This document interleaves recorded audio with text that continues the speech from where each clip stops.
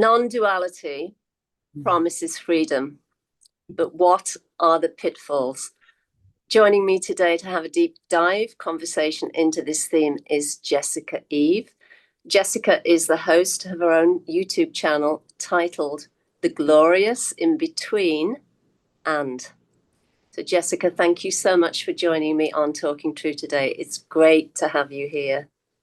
Thank you for having me. I'm very excited. Why are you passionate about this theme? What kind of got you started on it? That's a great question. So about 10 years ago is when I, as you said, was very much drawn in by the promise of, this absolute freedom from suffering, from modern non-dual teachings. And I kind of went headlong into it and went pretty hardcore with the sort of self-dissolution pathway, and to be specific, a pathway that where the goal is a permanent dissolution, not something temporary, but the final end of you, the end of the road.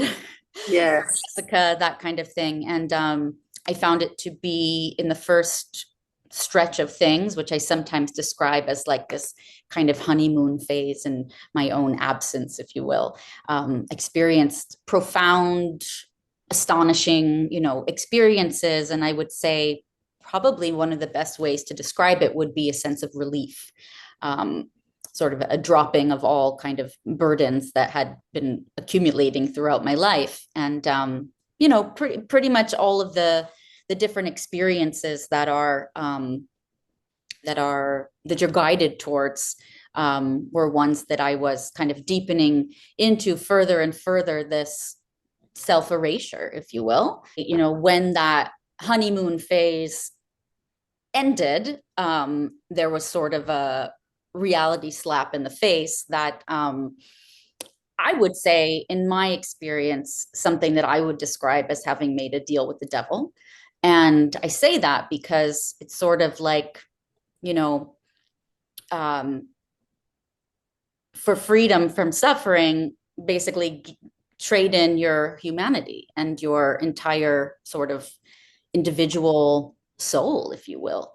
And again, this has and had for me, as it does for many people, a very double-edged sword sort of dynamic to it, where there's certain types of suffering that this kind of dissolution, this dissolved way of being, for lack of a better word at the moment, really relieves, understandably. Intense rumination. If you have OCD, it's sort of like, oh my God, like, how can it be? And this quietness, and for sure, a feeling of sort of invulnerability that can feel, very prized for a while, if you will.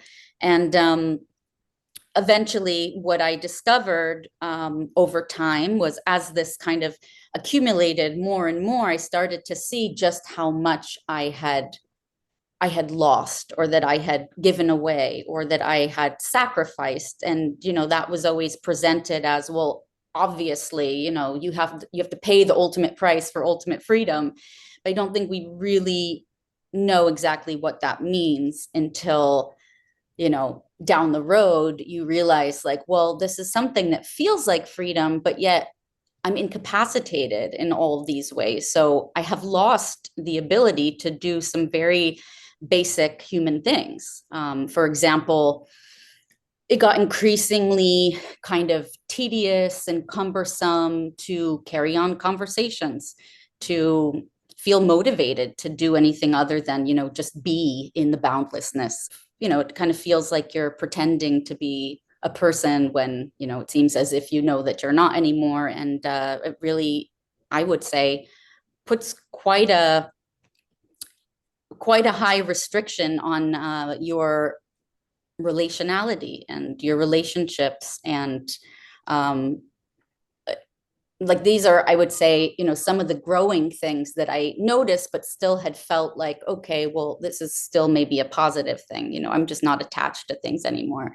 But then starting to, like I said, starting to realize like I'm having sort of like gaps when I'm trying to have conversations. It's like, when you've kind of made your default this kind of thoughtless, contentless space, it became very difficult to kind of come forward out of that kind of background, boundless, quote unquote, awareness. And I think this led to what I started to realize was in some ways rather dysfunctional, at least for, being in, a social culture and being socially engaged or attempting to be. No, I think what you've shared is really great. I feel very fortunate that I didn't fall down the kind of non-duality rabbit hole. But what happened was I was part of a yogic community for many, many years, and there are many similarities because what I saw with respect to those kinds of dysfunctions and inability to relate is this denial and a denial of one's humanity and thinking that that is the way forward, that is the way to freedom. And of course, the great hook in any path, faith, authentic path, faith, and tradition is that it does promise, freedom from suffering. And I think we believe that to be free of it, we have to be kind of exited from our human expression and Yes. the way we relate. So I just love what you're saying because from what I've seen, I've done a little bit of study in terms of the non-duality kind of, again, rabbit hole, is there's a real orientation towards self-denial and there's no one here. Yeah. And all of those kinds of statements, which again is another identity. It's something Absolutely. else to hang your kind of your hat on and think it's going to take you somewhere. And the end result, of course, is more suffering, even though we might not see it in the beginning. The end result is more suffering.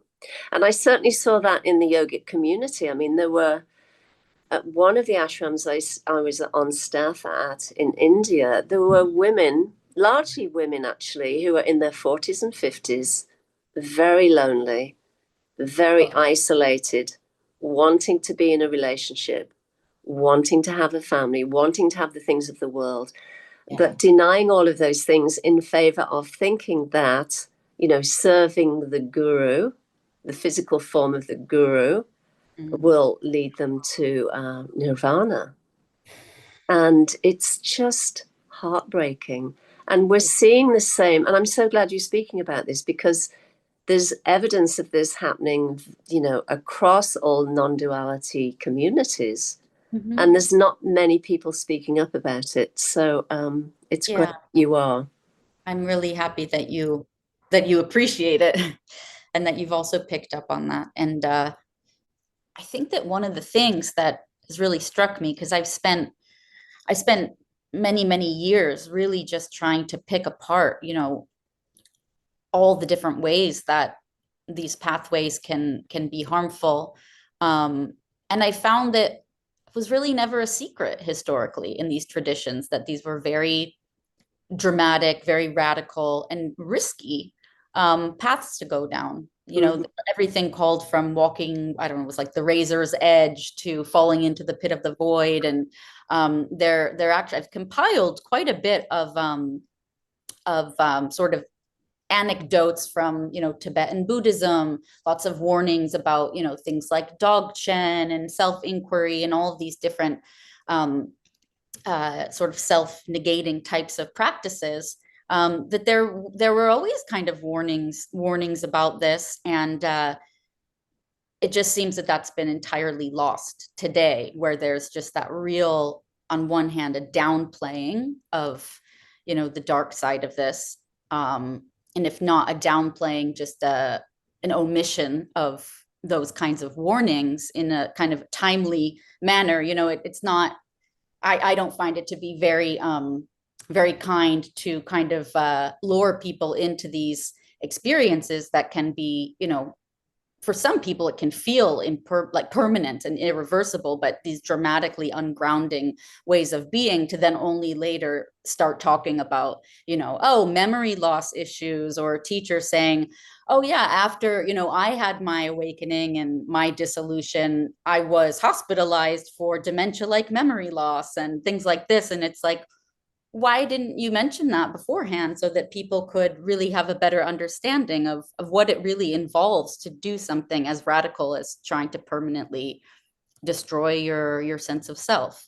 So yeah, I do see that as there's kind of a negligence in the modern presentation of these more sort of, some of them being more like ancient pathways that there were more safeguards and boundaries around.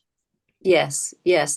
And, in so few circles, this is spoken about, especially the psychological issues that happen, and the struggles people have. And in many cases, kind of disengagement with families, with their family and with their personal relationships. And this kind of almost being like a ghost-like figure that is unable to communicate. I mean, that is very common.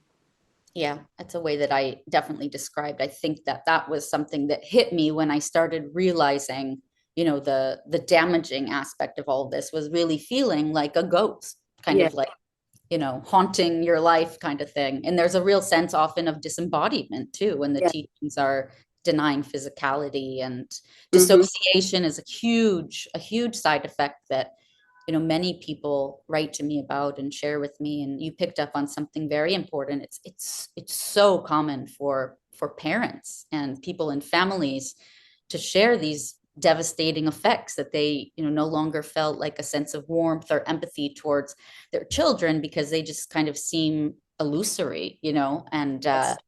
having difficulties even having the motivation to carry out their parenting roles. And I mean, I've Mm-hmm. heard from a lot of people that felt that they just had to kind of jump ship. And some people have even done that and then later realized, like, oh my God, what have I done? So, Sorry, what was the turnaround for you in terms of coming out of that kind of blissful, this is amazing, and then recognizing what some of the dysfunctions were or the difficulties were around that?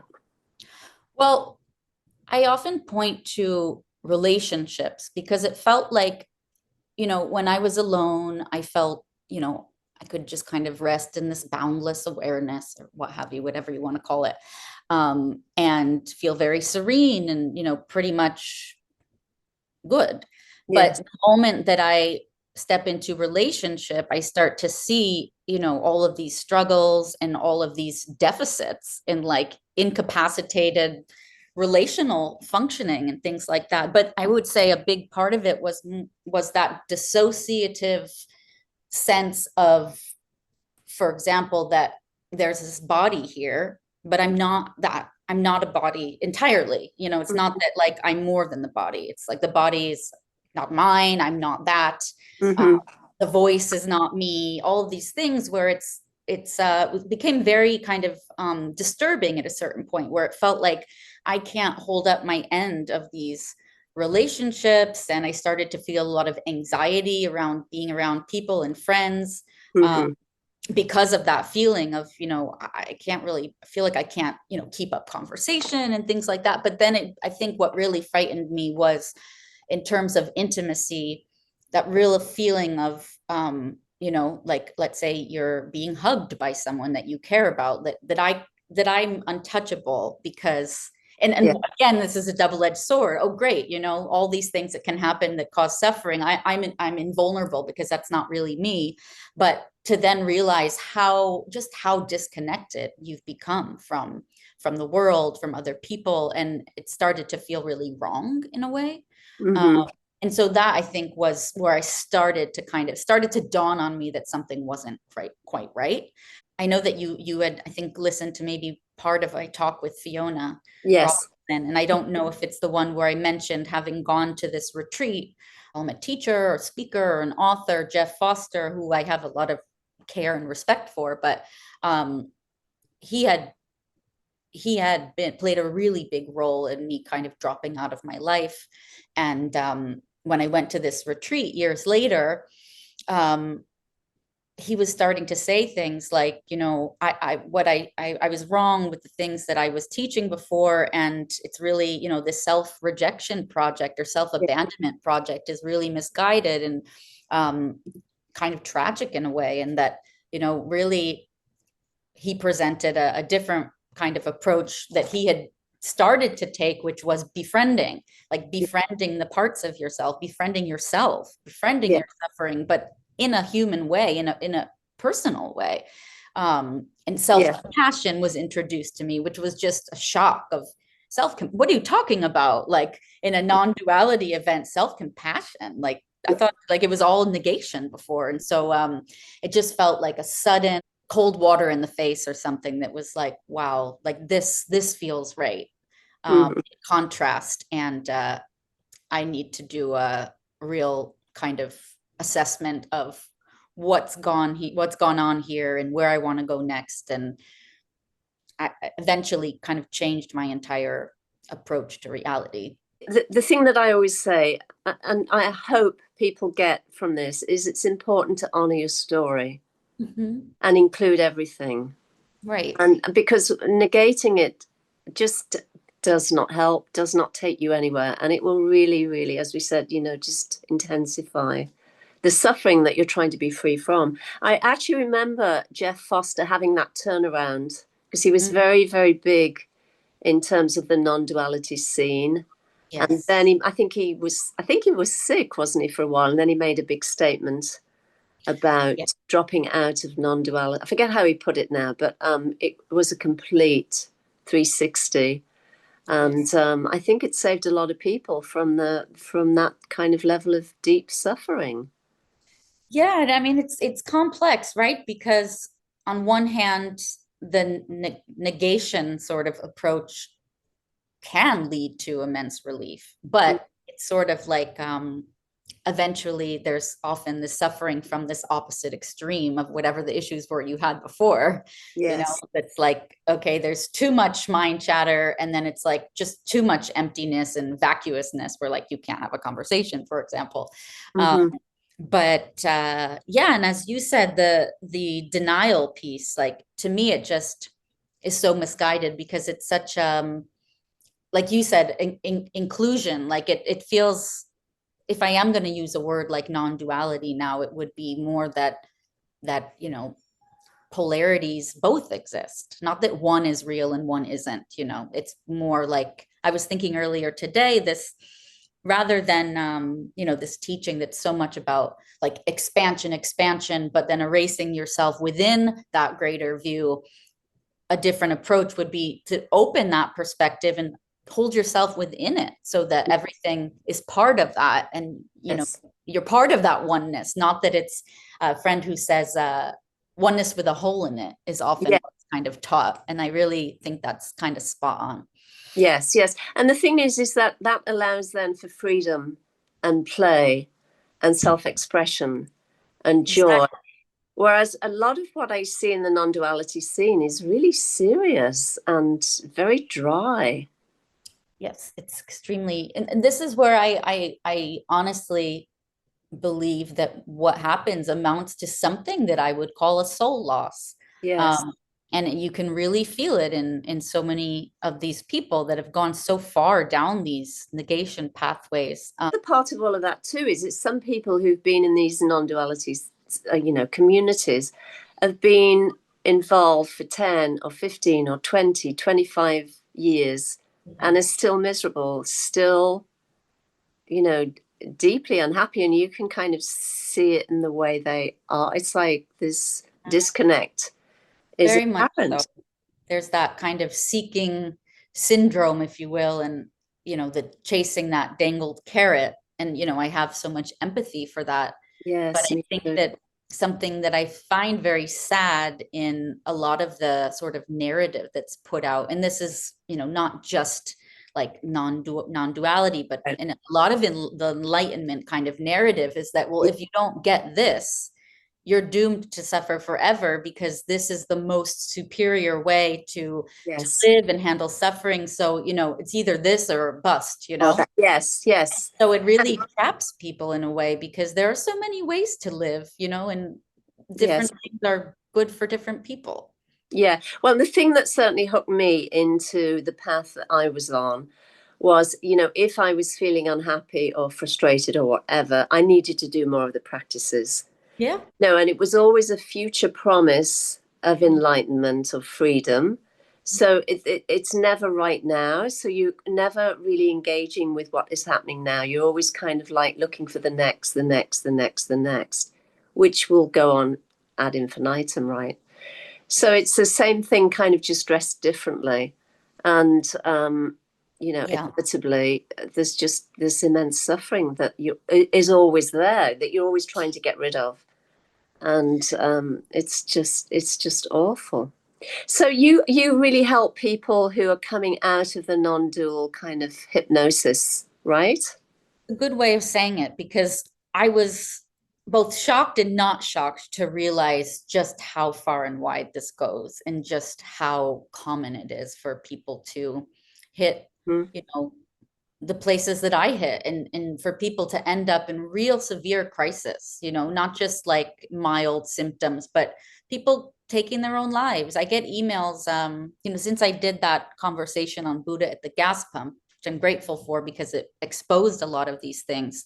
I've just gotten hundreds of emails and the stories are utterly heartbreaking. And it's not just 10 people scattered around the world. I mean, my sense is there's thousands of people in profound crisis because of these teachings. And even if there are some stories that I've gotten about actual suicides, but I mean, this is kind of approximate, but I would venture to guess that 30 or so percent of the people who contact me in a crisis at least say that they're suicidal because they just want this to end, this disassociation, this nihilism, this inability to participate in life, or this sense that you're just going insane because you're so out of touch with reality and derealization and all Yeah. of these things. And so it's a really big problem. And so yeah, part of what I felt really called to do is, on one hand, raise awareness about it, but on the other hand,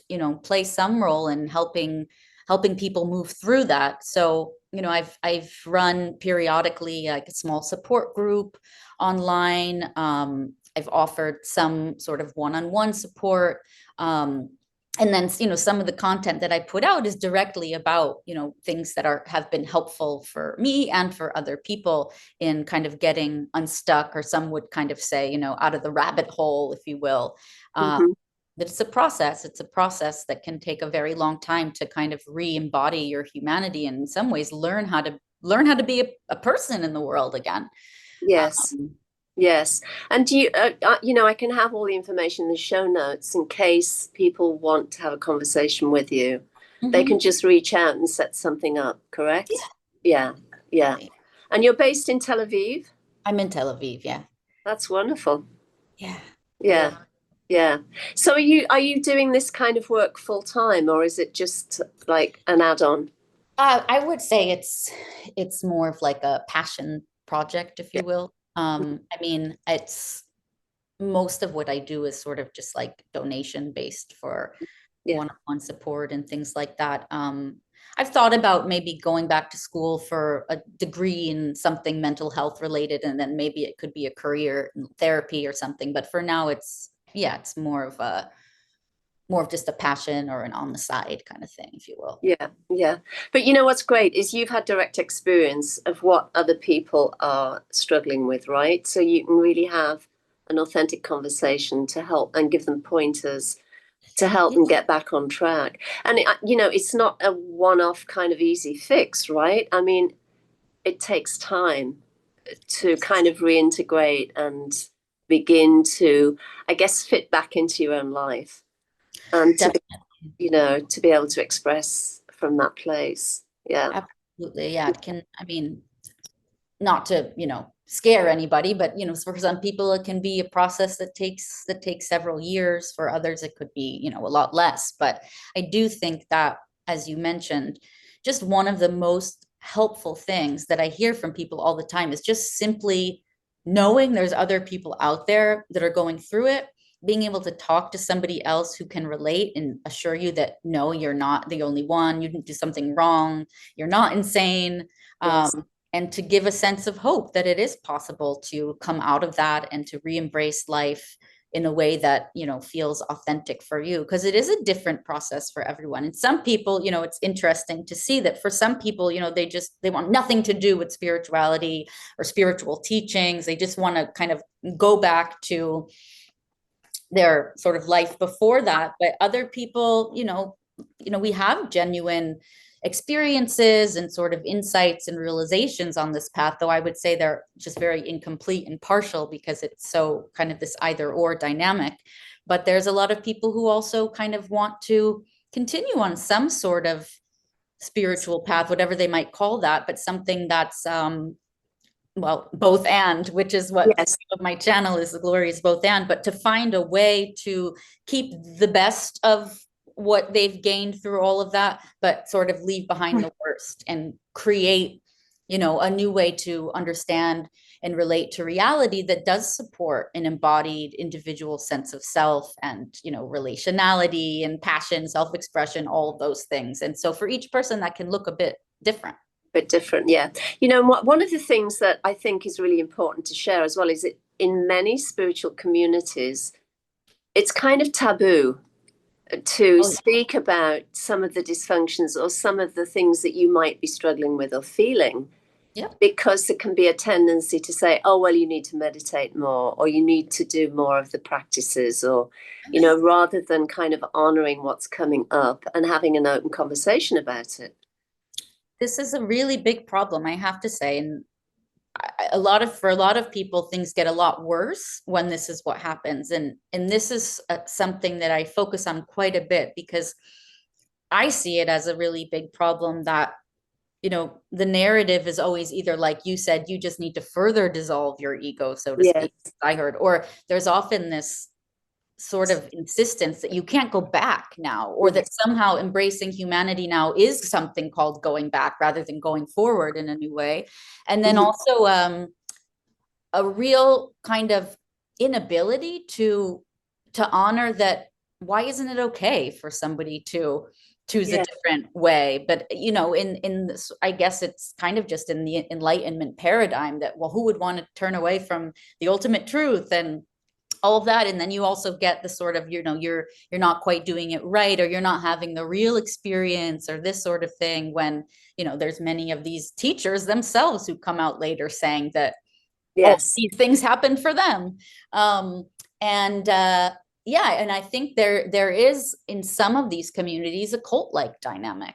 That tends to happen in any dynamic where there's, an absolute sort of belief system that's unquestionable, where there's kind of a lot of shame and guilt around questioning it. You've got sort of, usually there's some sort of guru who's seen as kind of infallible, and like a real kind of us versus them mentality too, or the whole kind of like as you said, if you go into some of these communities and you say, I'm a person again, they're like laughing, like, what a joke, she didn't get it, what a weak person, or something like that. And it makes it really hard for a lot of people because they're not sure, really doubting the doubt. Yes. The other part of that too is that you can feel like, well, I've invested 5 years or 10 years or 15 years in this community. I shouldn't give up now because I'm almost there. People tell you you're almost there, wherever there is. And that can sort of perpetuate that same kind of dysfunction. And, Yeah. And I think that's also a really sad realization that a lot of people come to and have to contend with, is this feeling of like, I've just sunk, 5 years of my life into kind of turning away from the world and myself and my relationships and what have you. And to now, realize, oh, that was misguided. And now I need to, or now I'm going to return to all of these things. I think it's yeah, you can really feel an extreme sense of being torn, like as Yeah. I did, of kind of like, which way forward? Like I've gained all of this, but it's got this dark side to it. Which road do I go down? But that's why, yeah, why I feel like there really just needs to be a lot more validation, that, or at least the sense among leaders for sure, and people in communities, that it's okay to go a different way. And that's never the case. Most of the time that's not the case. So a lot of people will speak up about, as you said, the things that they're suffering from. And Mm-hmm. whether it's, I mean, so many people contact me saying, that they did like a one-on-one session with, some of the most prominent non-dual teachers. And the scary thing, which is very dangerous, is that a lot of times these are people where some type of, intervention, whether it's psychiatric or, a lot of people say they end up hospitalized and things like that. And for some people that ended up saving their lives to some extent, but it's always sort of doubling down on the self-inquiry of just, well, who's the one that feels like they need Yes. intervention? And people can end up, I mean, I'm not joking that this can push people over the edge where they end Mm-hmm. up taking their lives because of that. And also, I was going to say, yeah, and they're, because a lot of these people cling to this dogma that this is absolute unquestionable truth, and this is the way, the truth, the light, you know what I mean? That it's often said, again, like the you can't turn back kind of thing. It's too late. You're going to suffer if you turn away. And so, yeah, it's very hard. A lot of times people contact me where they're like, I don't know what to believe, or this is what the guru is telling me. And, people really have to kind of learn to trust themselves, which is kind Yes. of what gets eroded when Mm-hmm. taught not to trust the voice in your head. Yes, yes. And the thing is everything we've been speaking about is really colored by the guru or the teacher because it's their business. If they're making an income from what they're selling, then it's in their best interest to keep that going and to convince people that, if you keep doing this and paying to come to my retreats, you're going to get somewhere. Yes. And Um, again, that also kind of plays into the downplaying of the negatives and playing up the positives. yes. And then again, finding these ways to kind of explain away, negative effects as just a bump in the road to permanent dissolution, or, it's just gonna pass. And no, it doesn't always just No, pass. no, no, no. so, so let's talk about your channel because the glorious in between and So you, it's actually the glorious both and. oh, sorry, the glorious both and. Okay, thank you. So you having these kinds of discussions, right, where you're bringing all of this to light and revealing everything. Yeah, and one of the things that I wanted to do with it, which is part of what I do, is interview people to share their story, because this is one of the things that helps people so much, is getting to hear that they're not alone, that other people went through it.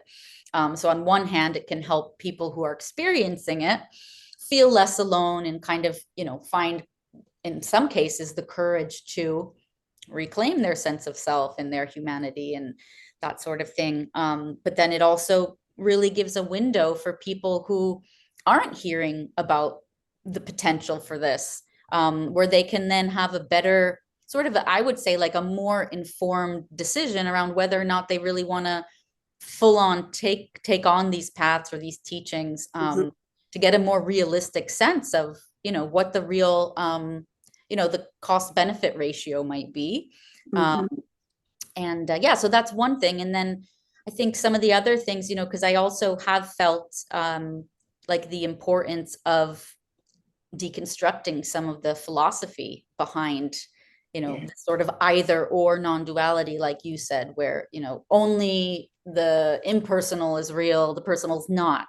And, all of this sort of negation of one polarity, to be able to kind of deconstruct, because a huge thing, one of the hugest things that people get really trapped in is feeling like they can't question these things because they believe that they've seen that it's the absolute truth.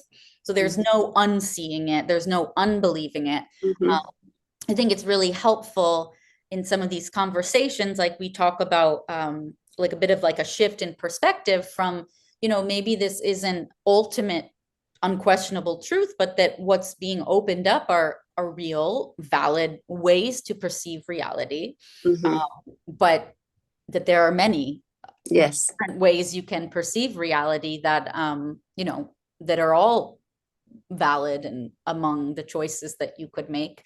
So yeah, and I think one of the things that I've really loved doing is finding other voices from kind of non-duality, whether it's, ex-Buddhist, not ex-Buddhist, sort of ex-Buddhist teachers, or, former Advaita teachers or philosophers who have come to similar conclusions that what they were teaching and believing was sort of something partial or dehumanizing, that dangerous, and just not actually a holistic representation of reality.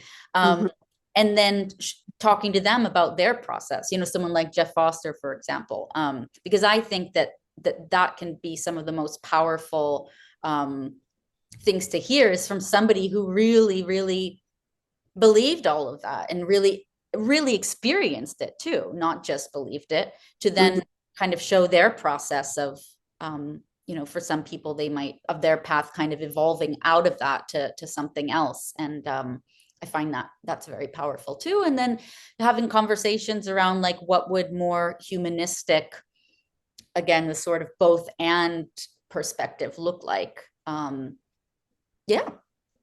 Wonderful, wonderful. So I'm just seeing the time, but before we wrap up, would you want to just kind of point people again where to go and how they can contact you if they want to have a conversation with you one-on-one? Sure. So The Glorious Both And is the YouTube channel. And I think I'll give you a link you can put, and it links to like all of my like online spaces. So there's my website, I have a blog as well. And in all those places, there's a contact form. And I'll also give you my email. So anybody's welcome to message me and connect. Probably just through those links, it'll be clear how to get in touch with me. Wonderful, wonderful. Jessica, thank you so much for having this conversation. It's really needed, really, really very valuable and very helpful today. So thank you so much for joining me. Thank you. And thank you, everybody, for joining us today on Talking True. As always, it's a pleasure having you with us. If you find this content valuable, then please spread the word. Let people know. And if you haven't subscribed, you know what to do. So take it easy, be well, and bye for now.